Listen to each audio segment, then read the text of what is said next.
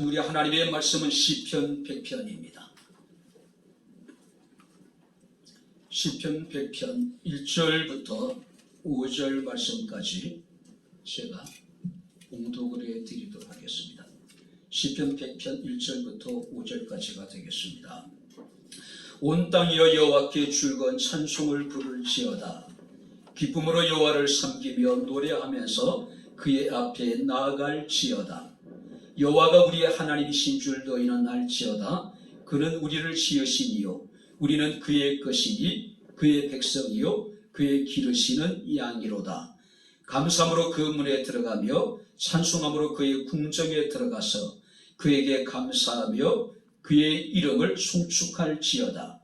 여호와는 선하시니 그의 인자하심이 영원하고 그의 성실하심이 대대에 이르리로다. 아멘. 참 좋으신 아버지 하나님, 하나님의 은혜와 사랑을 진심으로 감사를 드립니다. 마음을 다하고 뜻을 다하고 성품을 다하여 주를 예배케 하시고 이 시간 주의 말씀을 청종할 수 있는 은총을 내려주심을 감사를 드립니다. 말씀이 선포될 때에 우리의 마음의 문을 열어주셔서 성령이 교회들에게 하시는 주의 음성을 듣게 하시고 주의 말씀을 아멘 아멘으로 화답케 하옵소서. 깨닫게 하여 주옵소서. 예수님 이름으로 기도하옵나이다. 아멘. 할렐루야. 사람이 일평생 살아가면서 늘 감사하고 또 우리가 기쁨의 찬송을 부르면서 살아갈 수 있다면 얼마나 좋을까요? 하지만 현실은 그렇지 못하다라고 하는 사실입니다. 우리가 2021년 한 해를 돌아보게 되면은 과연 우리의 삶 가운데 감사할 거리가 얼마나 있었을까? 우리는 지난 2년 가까운 시간 동안에 코로나로 인해서 전 국민이 겪었던 불편함이라고 하는 것은 이루 말할 수가 없었을 것입니다. 그래도 감사한 것은 11월 달부터 위드 코로나를 위한 단계적인 일상 회복이 시작이 되었습니다. 그러나 현실은 그렇게 녹록치만은 않다는 사실입니다. 연일 위중증 환자가 최다를 기록하고 있죠. 그래서 일상회복 2단계로의 전환이 어려울 수 있다고 하는 비관적인 전망이 나오고 있는 것도 사실입니다. 많은 사람들은 혹시 이러다가 다시 예전으로 돌아가는 것이 아닐까 바로 두려움을 느끼고 있는 것도 사실입니다. 과연 이런 환경 속에서 우리가 그래도 불구하고 하나님 앞에 감사할 수 있을까? 전 세계는 지금요 강대국들의 패권 경쟁으로 인해 가지고 곳곳에서 바로 강대국들이 서로 치열하게 바로 이제 패권을 차지하기 위한 경쟁이 이루어지고 있는 모습을 우리가 보게 됩니다. 군사적인 면에 있어도 마찬가지고 경제적인 면에 있어서도 마찬가지입니다. 우리는 이제 내년 3월 달이면은 바로 대통령 선거를 목전에 두고 있습니다. 우리의 미래를 책임질 수 있는 훌륭한 지도자를 우리가 기대하고 있지만은 그건 역시도 쉽지는 않아 보이는 것이 사실입니다. 우리가 최선의 선택을 해야 되는데 그나마 덜 나쁜 사람을 뽑아야 하는 것이 우리의 현실입니다.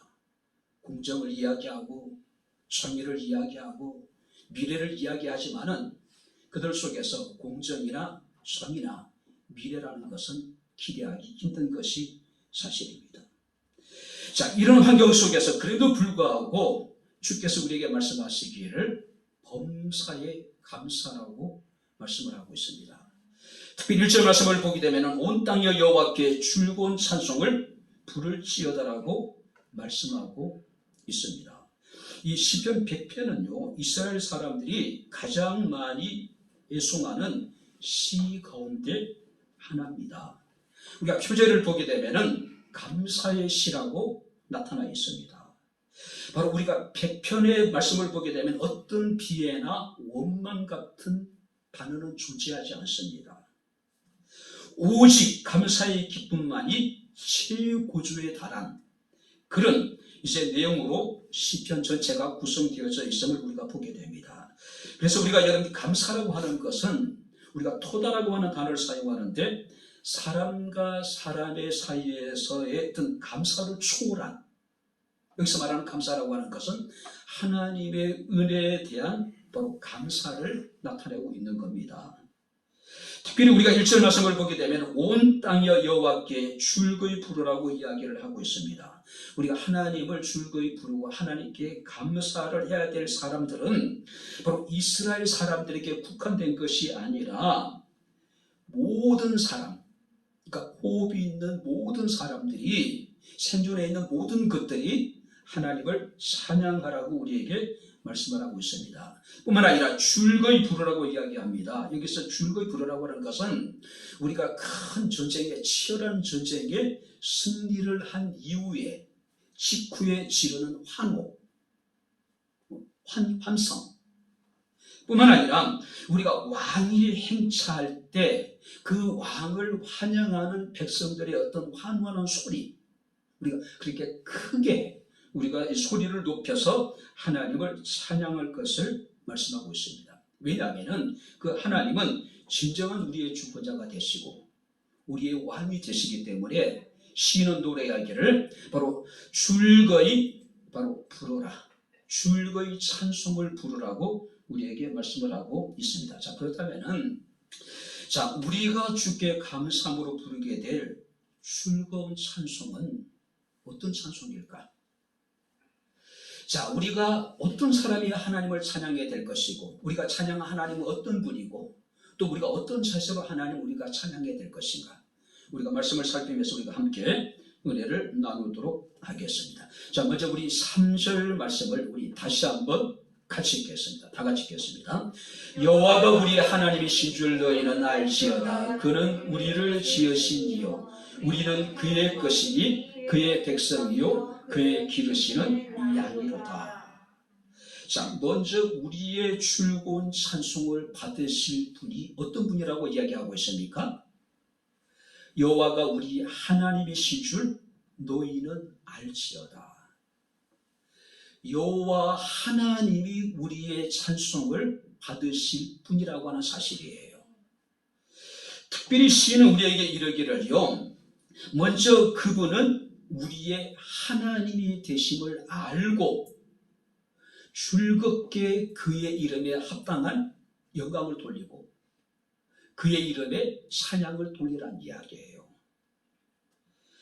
하나님이 나의 하나님이라는 사실보다도 사실 더 감사한 것이 어디 있을까요?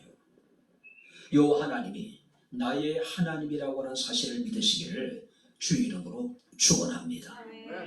바로 이 믿음에 대한 확신이 없다 보니까 우리는 쉽게 좌절하고 낙심하고 절망하고 원망하고 불평할 수밖에 없는 거예요. 특별히 시인은 하나님을 우리가 안다라고 이야기를 하고 있습니다. 자, 여기서 안다라고 하는 것은 더 단순한 지적인 어떤 알이 아니라 그 이상의 어떤 실제적인 삶을 통해서, 경험을 통해서 하나님을 인식하고 하나님을 깨달아야 된다는 이야기예요. 그러니까 우리가 내 신앙의 연륜이 얼마나 되고 내가 교회 안의 직분이 무엇이고 이건 중요한 게 아닙니다. 실제적인 자신의 삶을 통해서, 경험을 통해서 하나님을 인식하는 것, 하나님을 깨닫는 것, 이것이 가장 중요한 거예요.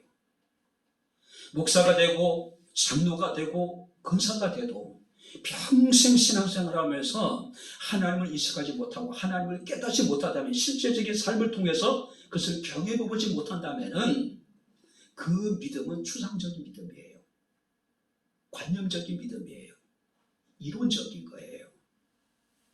우리가 하나님은 나의 하나님이라고 하는 사실을 추상적으로, 이론적으로, 관념적으로 우리가 인식하는 것이 아니라 실제적인 나의 삶을 통해서 그것을 인식하고 깨닫는 거예요.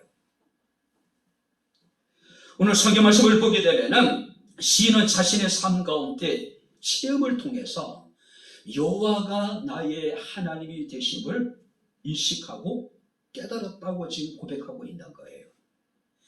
이런 인식이 있었기 때문에, 이런 깨달음이 있었기 때문에 여호와께 즐거운 찬송을 부를 수가 있었다는 것은 사실이에요. 우리 기독교 신앙은요, 맹목적인 것이 아닙니다. 우리의 믿음은 맹신이 아니라고 하는 거예요. 우리의 믿음의 대상이 누구인지, 우리의 찬양을 받을 수 있는 분이 어떤 분인지, 우리가 기도하는데 그 우리의 기도를 들으시는 분이 어떤 분인지에 대한 정확한 인식이, 또 깨달음이, 또 우리가 믿음이 우리에게 있어야 된다는 거예요. 알지 못하고 우리가 예배하는 것만큼 어리석은 것이 없어요. 하나님이 누군지 알지 못하고 우리가 하나님을 찬양할 수 있을까요? 하나님 어떤 분인지 알지 못하고 우리가 그분에게 영광을 돌릴 수 있을까요? 의미가 없는 거예요. 그래서 우리가 호세아 4장 6절 말씀을 보게 되면은 내 백성이 지식이 없으므로 망한다라고 이야기를 하고 있어요. 뿐만 아니라 호세아서 6장 3절 말씀을 보게 되면은 그러므로 우리가 여호와를 알자, 힘써 여호와를 알자라고 이야기하고 있어요. 알고 믿으라는 이야기예요. 알고 예배를 드리라는 이야기예요. 알고 그의 이름에 즐거운 찬송을 부르고 영광을 돌리라는 이야기예요. 오직 하나님만이 우리의 참 하나님이 되십니다. 할렐루야. 그는 우리의 하나님이에요. 우리의 찬양을 받으시기에 지극히 합당하신 하나님이라고 하는 사실이에요. 뿐만 아니라 그분은 어떤 분입니까? 우리가 3절 말씀을 보니까 그는 우리를 지으시니요 우리는 그의 것이요 그의 백성이다. 우리의 찬양을 받으실 하나님은 우리를 지으신 분이랍니다. 할렐루야. 뿐만 아니라 우리는 그의 것이고 또 그는 우리를 기르시는 분이라고 이야기를 하고 있습니다. 자, 하나님은 만물을 창조하신 창조주 하나님이십니다. 그래서 우리가 창세기 1장 26절 말씀을 보게 되면 하나님께서 인간을 창조하실 때에 당신의 형상과 모양대로 창조를 하셨대요. 그래서 사도 바울은 에베소서 2장 10절에 우리는 그가 만드신 바라고 이야기를 하고 있습니다. 뿐만 아니라 그리스도 예수 안에서 선한 일을 위하여 우리는 하나님께 지으심을 받았다라고 이야기를 하고 있어요. 하나님 우리를 만드셨을 뿐만 아니라 하나님 우리를 만드신 목적이 뭐냐면은 그리스도 예수 안에서 선한 일을 위하여 분명한 하나님은 목적을 가지고 우리를 창조하셨다는 이야기예요. 그래서 우리가 시편 149편 2절 말씀을 보게 되면은 이스라엘은 자기를 지으심으로 말미암아 즐거워하며 시온의 주민은 그들의 왕으로 말미암아 즐거워할지어다. 춤추며 그 이름을 찬양하며 소고와 수금으로 찬양하라고 이야기를 하고 있어요. 춤을 추고 소고와 수금으로 여호와를 찬양하라는 이야기는 세상의 기쁨, 최고의 기쁨으로 하나님을 찬양하래요. 왜요? 그분은 우리를 지으신 분이기 때문에. 그분은 우리를, 여러분들이 성경 말씀을 보게 되면은 바로 우리를 기르시는 분이기 때문에, 우리를 지으신 분이기 때문에. 그죠? 이사야 43장 1절부터 4절 말씀을 보게 되면은 야곱아 너를 창조하신 여호와께서 지금 말씀하시느니라. 이스라엘아 너를 지으신 이가 말씀하시느니라. 너는 두려워하지 말라. 내가 너를 지명하여 불렀나니. 한번 따라해 보시기 바랍니다. 너는 내 것이라. 할렐루야. 하나님이 우리를 당신의 것이라고 말씀하고 있습니다. 왜? 당신이 우리를 창조하시고 당신이 우리를 지으시고 당신이 우리를 당신의 것으로 지명하여 불렀다라고 이야기를 하고 있는 거예요. 바로 하나님이 우리를 창조하시고 하나님이 우리를 지으시고 하나님이 우리를 지명하여 당신의 그 소유로 삼으셨기 때문에 우리가 이사야 43장 4절 말씀을 보니까 내가 내 눈에 보배롭고 존귀하고 사랑스럽다. 원래 우리가 보배로운 존재가 아니라, 원래 우리가 존귀한 존재가 아니라, 원래 우리가 사랑스러운 존재가 아니라 하나님 우리를 창조하시고 하나님이 지으시고 당신의 것을 우리를 지명하여 부르셨기 때문에 우리는 보배롭고 존귀하고 하나님 보시기에 사랑스러운 존재라는 이야기예요. 그래서 우리가 스바냐서 3장 17절 말씀을 보게 되면은 너희의 하나님 여호와가 너희 가운데 계시니 그는 구원을 베푸실 전능자라고 말씀을 하고 있습니다. 그가 너로 말미암아 기쁨을 이기지 못하시며 너를 잠잠히 사랑하시며 너로 말미암아 즐거이 부르며 기뻐할 것이다. 하나님이 창조하시고 하나님이 지으시고 하나님이 우리를 당신의 것으로 지명하여 부르셨기 때문에 하나님은 우리로 말미암아 기쁨을 이기지 못하시며 우리를 잠잠히 사랑하시고 우리로 말미암아 즐거워하시고 기뻐하신다라고 이야기하고 있는 겁니다. 사랑하는 성도 여러분들, 우리가 얼마나 소중한 존재라는 것을 우리가 얼마나 알고 계십니까? 성경 말씀을 보게 되면은 사도 바울은 로마서 4장 18절에 우리가 살아도 주를 위해 살고 죽어도 주를 위해 죽나니 그러므로 사나 죽으나 우리가 주의 것이로다. 할렐루야. 당신의 소유이기 때문에 하나님이 우리를 보실 때마다 기쁨을 이기지 못하실 정도로 우리를 사랑스럽게 여기신다는 이야기예요. 우리의 찬양을 받으실 그 하나님은 어떤 분입니까? 우리를 지으신 하나님입니다. 할렐루야. 우리는 그분의 것이에요. 그러니 우리가 즐거운 찬송을 부르는 것이 마땅하다는 거죠. 뿐만 아니라 성경 말씀 보니까 계속해서 3절 말씀을 보니까 그의 기르시는 양이로다. 그의 기르시는 양이라고 하는 것은 그의 목초지의 양, 하나님의 보호와 보살핌을 받는 그가 기르시는 우리는 그의 양이라고 하는 거예요. 하나님은 우리의 하나님이 되십니다. 하나님은 우리를 지으신 분이에요. 뿐만 아니라 그 지으신 것들을 성경 말씀을 보니까 지키시고 보호하신 하나님, 우리를 기르신 하나님, 길러주신 하나님. 성경 말씀을 보게 되면 하나님이 우리의 하나님이 되셔서 우리를 지으시고 우리를 기르신다고 하는 것은 끝까지 우리를 책임져 주시겠다라고 하는 의미예요. 그래서 우리가 6절과 5절 말씀을 보게 되면은 여호와는 선하심이 그 인자하심이 영원하고 그의 성실하심이 대대에 이를 것이다. 무슨 얘기예요? 우리를 향한 하나님의 선하심과 우리를 향한 하나님의 인자하심과 우리를 향한 하나님의 성실하심이 영원할 것이라는 이야기예요. 하나님 우리를 지으신 분입니다. 할렐루야. 그는 우리를 기르시는 분이에요. 지으신 분이기 때문에 누구보다도 우리의 필요를 잘 아시는 분이에요. 우리를 지으신 분이기 때문에 우리의 성향을 누구보다 잘 아시는 분이라고 하는 거예요. 그래서 그분은 우리에게 가장 좋은 것으로 늘 우리에게 베풀기를 원하시고 우리를 가장 좋은 길로 인도하기를 원하신 하나님이란 사실이에요. 그래서 우리가 시편 84편 11절에 여호와 하나님은 해요 방패시라. 여호와께서 은혜와 영화를 주시며 정직하게 행하는 자에게 한번 따라해 보시기 바랍니다. 좋은 것을 아끼지 아니하실 것이라. 할렐루야. 하나님은 우리 하나님이 되십니다. 하나님 우리를 지으신 분이에요. 하나님 우리를 기르신 분입니다. 근데 하나님이 누구보다도 우리를 지으셨기 때문에 우리의 필요를 잘 아시고 우리의 성향을 하나님은 잘 아시는 분이라는 거죠. 그래서 우리에게 좋은 것을 아끼지 아니하시는 하나님이라고 이야기하고 있는 거예요. 자, 그렇다면은 우리가 그 하나님께 즐거운 찬송을 부르는 것이 마땅하다는 거예요. 우리의 찬송을 받으실 하나님은 우리의 하나님이 되시고 우리를 지으신 분이고 우리를 길러주신 하나님이라는 거죠. 자, 그렇다면 두 번째요. 우리는 그 즐거운 찬송을 어떻게 불러야 될 것인가? 자, 2절로 다시 한번 돌아가 보겠습니다. 2절 다 같이 읽겠습니다.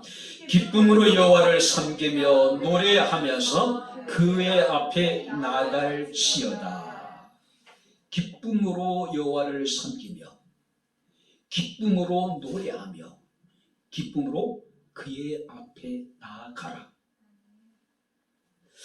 하나님을 섬기는 일은, 하나님의 이름을 높이는 일은요, 단순한 의무가 아니라 형식적으로 행해져서는 안 된다는 이야기예요. 이미 우리 가운데 나타나신 하나님의 은혜와 사랑, 내가 받은 은혜와 사랑을 기억하면서 벅찬 감격과 기쁨을 가지고 자원하는 마음으로 우리가 하나님을 섬기고 우리가 하나님을 찬양해야 된다는 이야기예요. 자, 여기서 말하는 기쁨이라는 것은 세상적인 광적인 기쁨이 아닙니다. 여기서 말하는 기쁨이라고 하는 것은 우리가 즐거울 때도 마음속에 슬픔을 가지고 있는 사람들이 누릴 수 있는 그런 일시적인 기쁨이 아니에요. 여기서 말하는 기쁨이라는 것은 영적인 것이고 거룩한 기쁨이라는 이야기예요. 세상이 줄 수 없는 오직 하나님이 우리에게 주시는 기쁨이고 즐거움이라는 건 사실이에요. 그래서 우리가 느헤미야 8장 10절에 느헤미야가 이르기를 여호와로 인하여 기뻐하는 것이 너희의 힘이니라. 할렐루야. 우리의 현실이 아무리 어렵고 힘들더라도 여호와로 인하여 기뻐하는 것이 힘든 세상을 살아갈 수 있는 힘이 된다는 이야기예요. 뿐만 아니라 시편 37편에 다윗은 노래하기를 또 여호와를 기뻐하라. 그가 내 마음의 소원을 이루어 줄 것이라고 이야기를 하고 있어요. 즐거운 찬송은 어떻게 불러야 됩니까? 기쁨으로 여호와를 섬기고 기쁨으로 노래하며 기쁨으로 나아가는 사람들이 부를 수 있는 노래라는 거죠. 우리가 역대상 28장에 보게 되면은 다윗이 죽음을 앞두고 자신의 아들이었던 솔로몬에게 이제 금면을 합니다. 내 아들 솔로몬아, 너는 내 아버지의 하나님을 알고 온전한 마음과 기쁜 뜻으로 섬길지어다. 하나님이 어떤 분인지를 알고 온전한 마음으로 또 기쁜 마음으로 하나님을 섬기라고 이야기하고 있는 거예요. 하나님이 어떤 분인지 알지 못하고 우리가 온전히 우리가 하나님을 섬기다는 것은 불가능하기 때문에 그래요. 우리의 예배는 기쁨으로 드리는 예배가 되어야 됩니다. 우리가 말씀을 받을 때도 기쁨으로 우리가 주의 말씀을 받아야 돼요. 우리가 찬송을 할 때도 마찬가지입니다. 기도를 할 때도 마찬가지입니다. 봉사를 할 때도 마찬가지고 말씀 앞에 순종할 때도 마찬가지입니다. 기쁨으로 행하지 않으면 안 된다는 거예요. 시편 89편에 이런 말씀이 있습니다. 즐겁게 소리칠 줄 아는 백성은 복이 있나니. 무슨 얘기예요? 즐겁게 하나님을 소리 높여서 찬양할 수 있는 사람이 복 있는 사람이래요. 즐겁게 소리칠 줄 아는 백성은 복이 있대요. 즐겁게 우리가 하나님을 찬양할 수 있는 사람이 복 있는 사람이라는 거예요. 왜냐하면 여호와여 그들이 주의 얼굴빛 안에 다니고 그들이 종일 주의 이름 때문에 기뻐하며 주의 공의로 말미암아 높아지오니 주는 그들의 힘의 영광이 되십니다라고 노래하고 있는 거예요. 무슨 얘기냐면은 우리가 즐겁게 소리를 높여서 하나님을 찬양하는 사람은 주의 얼굴빛 안에서 보호를 받으며, 그러니까 하나님의 얼굴이 그에게서 떠나지 아니한다는 거죠. 하나님 그들을 지켜주시겠다는 이야기예요. 우리가 소리를 높여서 하나님을 찬양하게 되면은 하나님의 얼굴이 시선이 우리를 향해서 어떤 악한 것들로부터 우리를 하나님께서는 안전하게 지켜주시겠다는 이야기예요. 또 하나님의 은혜로 우리는 기뻐하고 즐거워하게 될 것이고 하나님이 우리에게 힘을 주셔서 우리가 강해질 수 있다라고 이야기해요. 어떤 사람이요? 즐겁게 소리칠 수 있는 사람. 그런 사람이 복이 있는데 그런 사람은 이런 복을 받게 될 거라는 거죠. 참된 행복이란 무엇일까요? 내가 원하는 것을 소유하고 내가 이루고자 하는 것을 다 이루었을 때 우리는 행복하다고 여길 수 있을 거예요. 많은 사람들은 행복을 소유에 있다고 생각합니다. 많은 것을 소유하면 내가 얼마든지 행복해질 수 있다고 생각해요. 성경에 어리석은 부자의 비유가 등장을 합니다. 부자가 농사를 지었어요.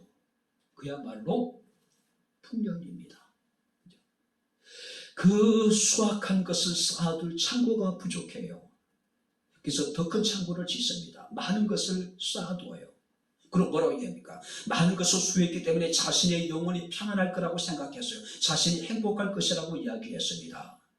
근데 주께서 말씀하십니다. 어리석은 자여, 오늘 밤에 내 영혼을 도로 찾으리니 너의 예비한 모든 것이 누구의 것이 되겠느냐라고 이야기하고 있는 거예요. 바로 행복이라는 것은 소유에 있는 것이 아닙니다. 진정한 행복이라는 것은 하나님이 주시는 기쁨이 우리 속에 충만할 때 우리는 진정한 행복이라고 이야기할 수 있겠죠. 달리 우리가 기독교적인 영으로 성령의 충만한 상태를 의미하고 있는 거예요. 자, 그렇다면은 온 땅이 여호와께 즐거운 찬송을 부르라고 이야기합니다. 우리가 어떻게 즐거운 찬송을 부르라고 이야기하고 있습니까? 기쁨으로 여호와를 섬기며, 기쁨으로 여호와를 노래하며, 기쁨으로 여호와 앞에 나아가라고 이야기를 하고 있어요. 기쁨입니다. 기쁨이에요. 자, 여기서 말하는 기쁨은 최상의 기쁨입니다. 최고의 기쁨을 의미하고 있는 거예요.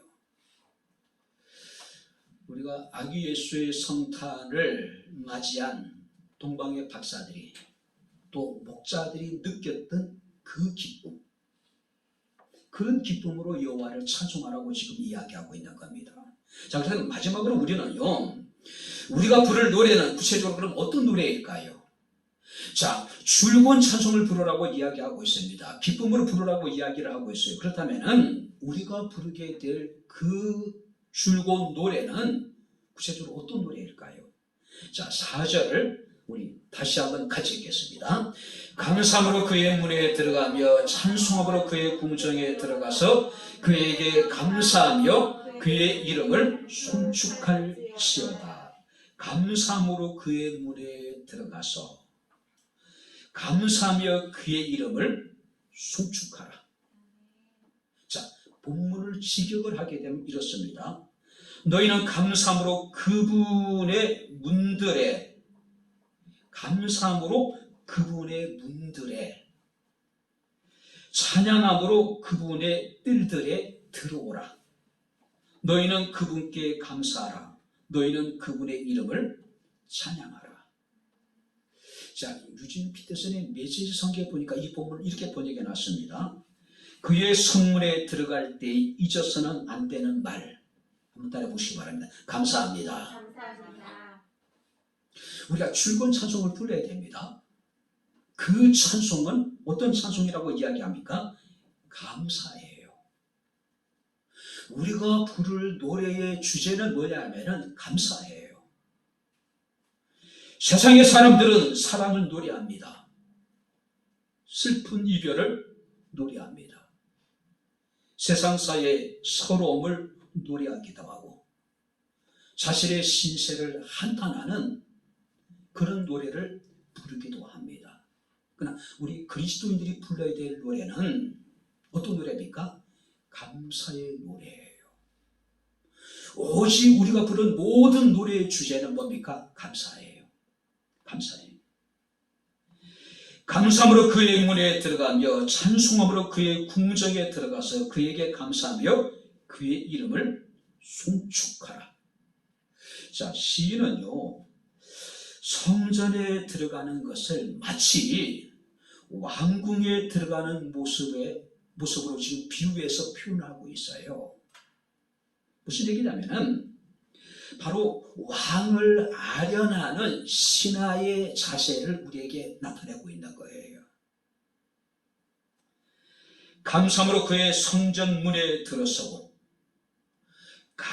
찬양함으로 그의 성전 뜰에 서서 우리를 지으시고 우리를 기르신 그 하나님께 감사함으로 찬송을 드리고 감사함으로 그의 이름을 높이라는 이야기예요. 감사함으로. 이것은 오늘 모든 예배자의 우리가 추구해야 될 모습이 아닌가 생각이 됩니다. 우리는 감사함으로 성전에 들어와서 우리가 찬양함으로 하나님 이름을 높이며 하나님께 영광을 돌리는 거죠. 우리의 처해 있는 상황이 어떠하든 간에 모든 예배자의 가장 중요한 것은 감사함이에요. 이 감사라고 하는 것은 환경과 관계없는 겁니다. 이 감사함이라는 것은 나의 어떤 감정과 관계없는 거예요. 그죠? 기쁨으로 와서 감사함으로 하나님께 예배하고 찬양하고 기도하라는 이야기예요. 혹자는 이르기를 하나님의 주소는 두 가지라고 이야기를 합니다.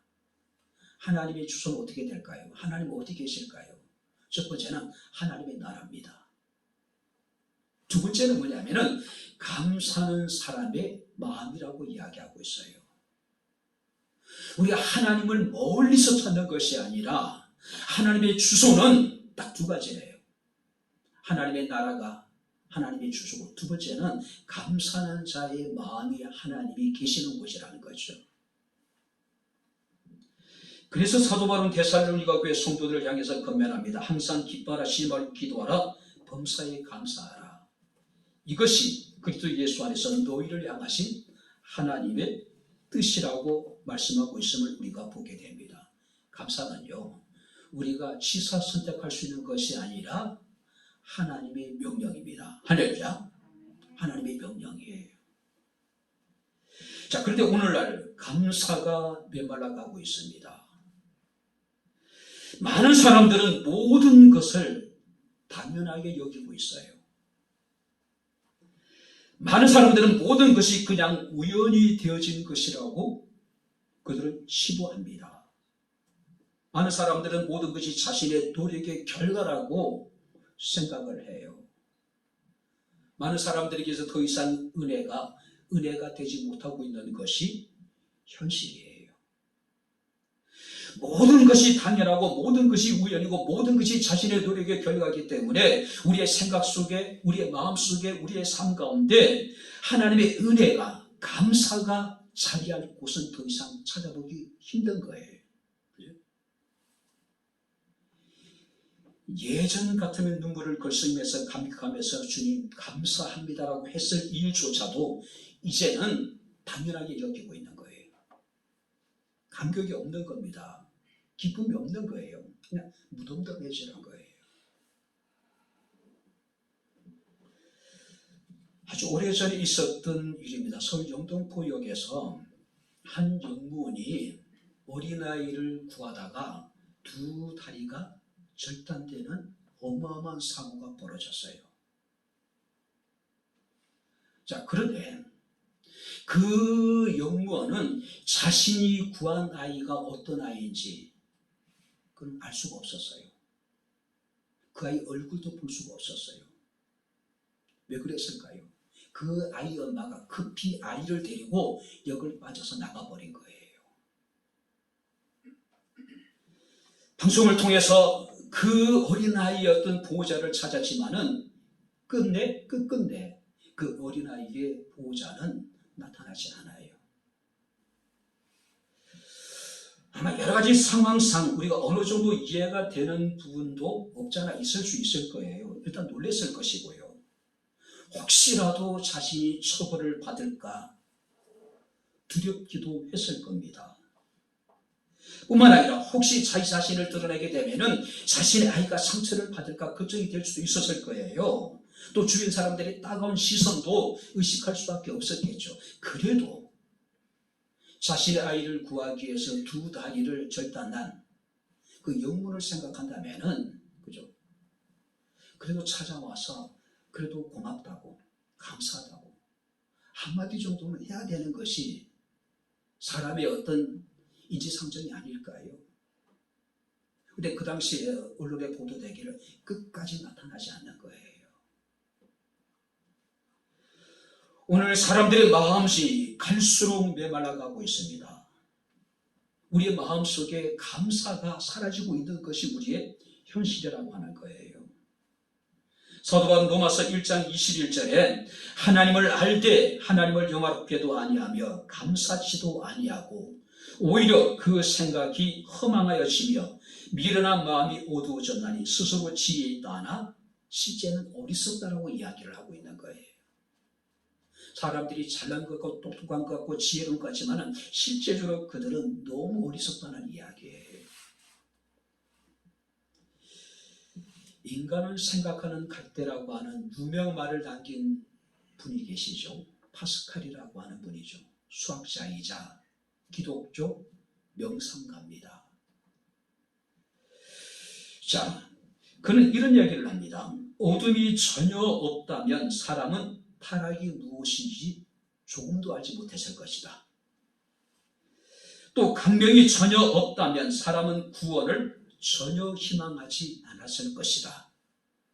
따라서 신의 그림자가 어느 정도 보였다 안 보였다 하는 것은 정당할 뿐 아니라 우리를 위해서 유익한 것이다. 자, 여기 보세요.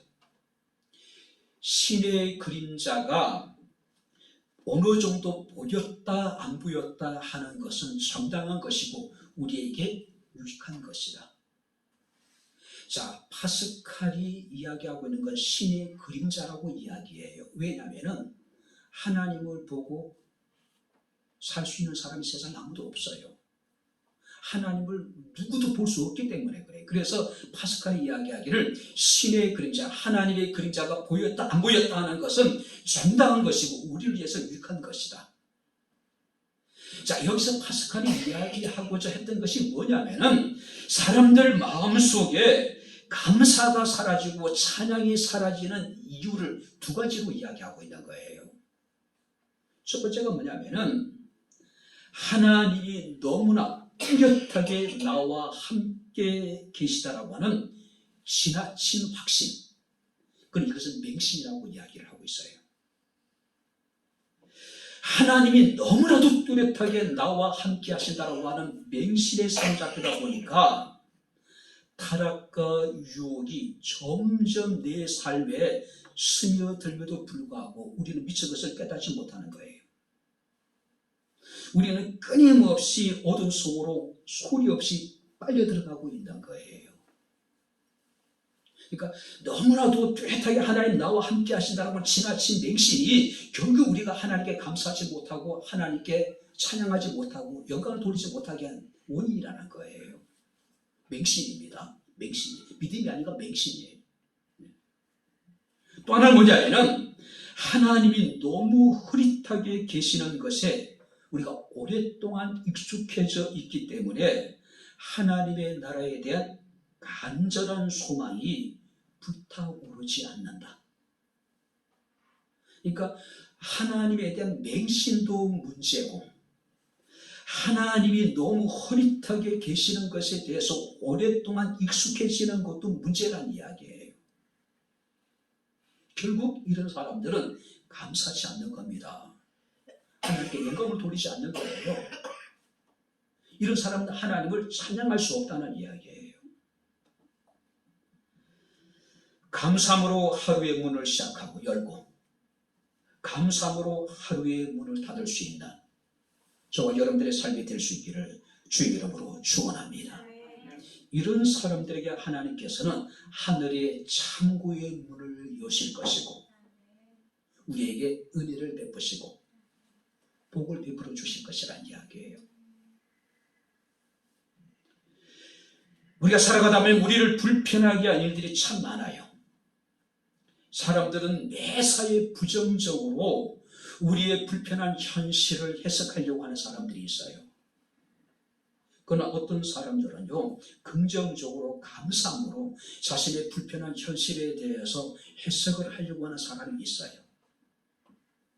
저는 우리 교인들에게 끊임없이 했던 이야기가 있습니다. 한번 따라해 보시기 바랍니다. 신앙은 해석이다. 할렐루야. 내가 어떤 문제에 직면하고 내가 지금 어떤 상황에 처해 있는가, 내가 겪고 있는 고난이 어떤 고난인지 그건 중요하지 않아요. 문제는 뭐냐면은 우리가 그것을 어떤 시각으로 바라보고 우리가 그걸 어떻게 해석하느냐가 중요한 거예요. 아무리 작은 것이라도 우리가 비관적으로 부정적으로 우리가 바라본 것을 해석하다 보면은 우리는 절망할 수밖에 없는 거예요. 좌절할 수밖에 없는 거예요. 감사함으로 하나님께 즐거운 찬송을 부를 수 있는 저와 여러분들의 삶이 될 수 있기를 주의 이름으로 축원합니다. 할렐루야. 감사함으로요. 감사함. 이것이 우리가 부를 노래의 주제가 되어야 되는 거죠. 이제 말씀을 정리하도록 하겠습니다. 시편 33편 1절에 시인은 너희 의인들아 여호와를 즐거워하라고 이야기를 하고 있습니다. 찬송은 정직한 자들의 마땅히 할 바로다. 찬송은 정직한 자들이 마땅히 할 바라고 이야기를 하고 있어요.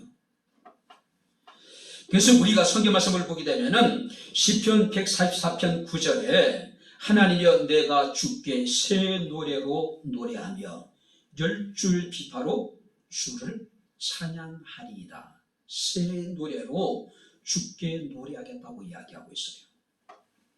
우메라의 시편 149편 1절 말씀을 보게 되면 할렐루야 새 노래로 여호와께 노래하며 성도의 모임 가운데서 찬양할지어다. 할렐루야. 새 노래로 노래하며 성도의 모임 가운데서 찬양하는 거죠. 즐거운 찬양을 부르라는 이야기예요. 목소리를 높일 줄 알아야 된다는 이야기예요. 노래방 가서는 우리가 목청을 높이고 목에 핏대를 세워가면서 크게 노래를 부르는 사람도 교회 와서 하나님을 찬양하는 일에는 입을 꼭 다물고 있는 사람들이 있어요.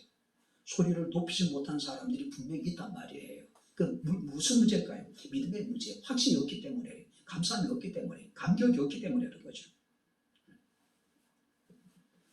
히브리서 13장 15절에 그러므로 우리는 예수로 말미암아 항상 찬송의 제사를 하나님께 드리자. 항상 찬송의 제사를 하나님께 드리자. 그냥 불러 제끼는 것이 아니라 제사장이 하나님 앞에 나아가 마음을 다하고 뜻을 다하고 성품을 다하여서 두렵고 떨림으로 하나님께 제사를 드리듯이 우리의 부르는 찬양도 제사장이 드리는 제사와 같아야 된다는 이야기예요. 시편 50편 22절 23절 말씀에 하나님을 잃어버린 너희여. 자, 여기서 하나님을 잃어버렸다는 것 어떤 의미일까요? 감사를 잃어버린 사람들, 찬송을 잃어버린 사람들. 하나님을 잃어버린 너희여, 감사를 잃어버린 너희여, 찬송을 잃어버린 너희여, 이것을 생각하라고 이야기합니다. 그렇지 아니하면 내가 너희를 찢으리니 건질 자가 없을 것이라고 이야기하고 있습니다. 감사로 제사를 드리는 자가 나를 영화롭게 하나니 그의 행위를 옳게 하는 자에게 내가 하나님의 구원을 보일 것이다라고 이야기를 하고 있습니다. 이 시대는 하나님을 잃어버린 시대입니다. 감사를 잃어버린 시대예요. 찬양을 잃어버린 시대입니다. 시인은 우리에게 이야기합니다. 이것을 생각하래요. 감사함으로 제사를 드린 자가 하나님을 영화롭게 할 것이고 감사함으로 하나님을 영화롭게 하는 자를 하나님께서는 은혜를 베풀어 주시겠다라고 지금 말씀을 하고 있습니다. 바랍니다. 1절 말씀에 온 땅의 여호와께 즐거운 찬송을 부를지어다. 우리를 지으시고 우리를 기르시는 우리 하나님께 즐거운 찬송을 불러야 됩니다. 기쁨으로, 감사함으로 바로 하나님을 찬양할 수 있는 저와 여러분들의 삶이 될 수 있기를 주님 이름으로 축원합니다. 기도하겠습니다. 하나님 아버지, 하나님의 은혜와 사랑을 진심으로 감사합니다. 하나님을 잃어버린 세대여, 어쩜 우리가 살아가고 있는 이 시대는 감사를 잃어버리고 찬송을 잃어버리고 참된 기쁨과 감격을 잃어버린 시대를 우리가 살아가고 있습니다. 하나님이여, 참 우리로 하여금 즐거운 찬송으로 하나님을 영화롭게 할 수 있는 은혜를 베풀어 주시기를 원합니다. 우리를 지으시고 우리를 기르신 하나님께 날마다 감사함으로 즐거운 찬송을 우리가 아버지 드림으로 하나님 이름을 높일 수 있는 저희들의 삶이 되게 하옵소서. 예수님 이름으로 기도함나이다. 아멘. 이제는 우리 주 예수 그리스도의 은혜와 하나님의 크신 사랑과 성령님의 교통 교제의 제 충만 역사 인도하심이 즐거운 찬송을 하나님께 드리기를 소원하는 주의 사랑하는 모든 성도들 머리머리 위에 저들의 가정과 직장과 사업장과 이 교회와 이 나라 이 민족 위에 지금부터 영원토록 함께 있을지어다. 아멘.